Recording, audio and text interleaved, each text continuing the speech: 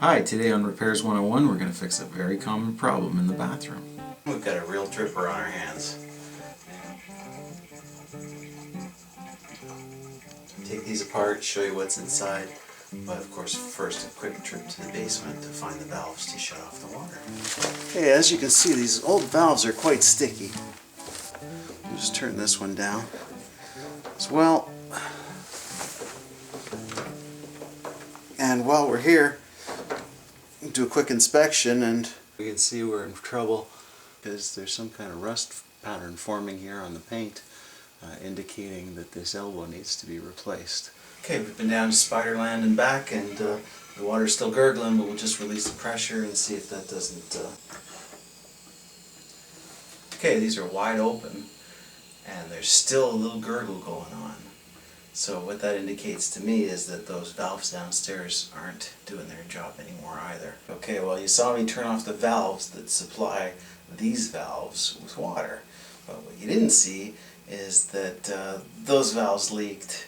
So these valves were still leaking. So I had to go to the valves that control those valves.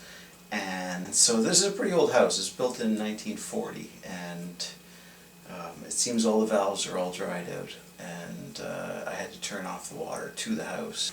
Okay, we'll just start by popping off these covers, giving us access to inside, okay? So just take a regular screwdriver and you pop it off. Then look inside, and they're Phillips head screwdrivers. So we're just going to unwind these and get the handles off.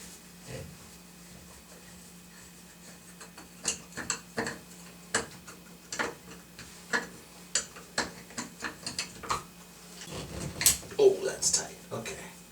Heard it crack. That's satisfying.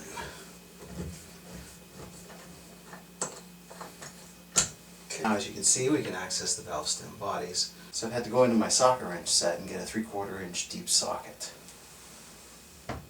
And out she comes. And there you go. Focus? Oh yeah. What a mess, huh? Okay, you can see that that bushing is just about shredded. So, no wonder it wasn't holding water anymore. Now we'll get the hot one out as well, and I'll show you how to rebuild them.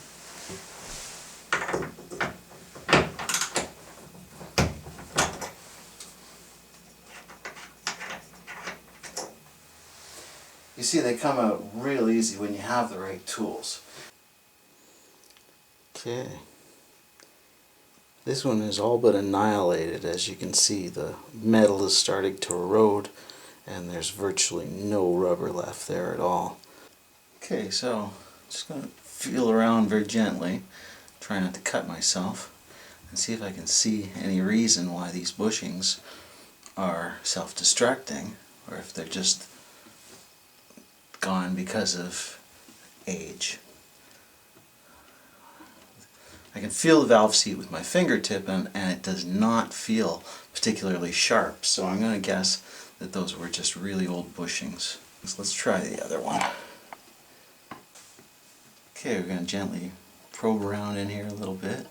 Again, don't feel anything particularly sharp. You can see the blackness on my fingertip. That's the bushing deteriorated and making a deposit inside here. Okay, I'm going to film right here over the sink because it really is the best lighting and the best background. But if you're going to do something over the sink, make sure you put the plug in because you really don't want to lose any parts down there. First thing is we're going to undo that screw and pull off the bushing.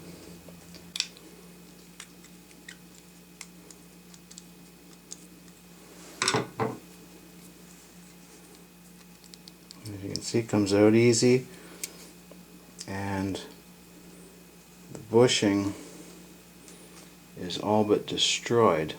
Just in comparison, that's our bushing that just came out. You can see the big crack in it, and that's what a new bushing looks like.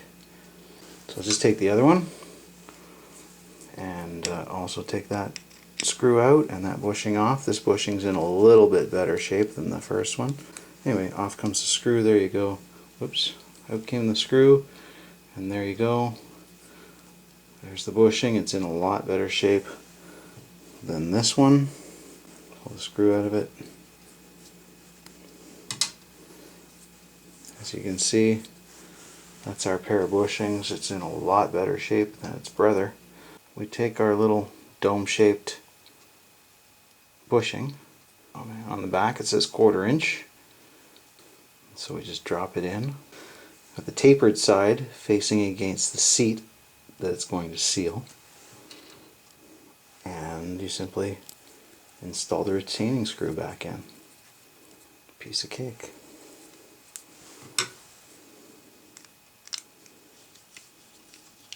Just doing that down snug.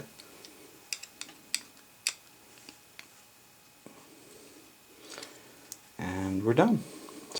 Okay, so we'll just rebuild the other one, we'll snap it all back together, and we'll turn the water on, see if it doesn't leak. Okay, I've got my valve stems rebuilt, and I'm ready to drop them back in.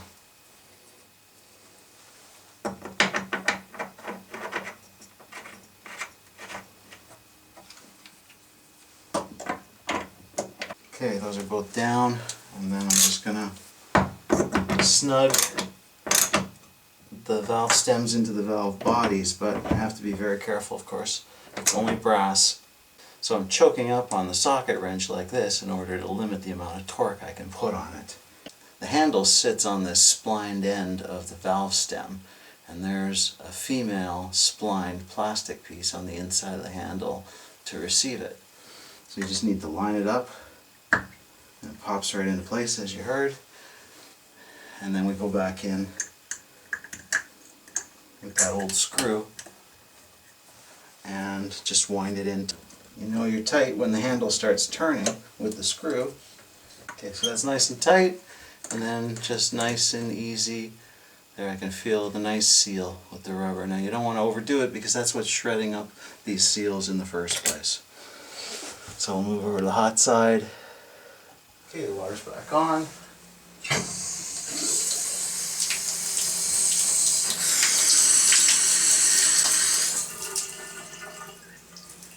Hot. Hot water coming out already. Shut that off. And as you can see and hear, our drip is fixed. Okay, so with just a little bit of my time, the right tools, and a couple of these very inexpensive bushings, the problem is solved. I was able to do something that would otherwise have cost a couple of $100s to have somebody else come in and do. And that, of course, is the whole point behind this website, to help you do these kinds of repairs. Save yourself some money, save the environment by not having to throw things out, by repairing them, by getting more use out of them. Now I can address this rust stain at the bottom of the tub, as well as this little cement spot here where the paint didn't stick.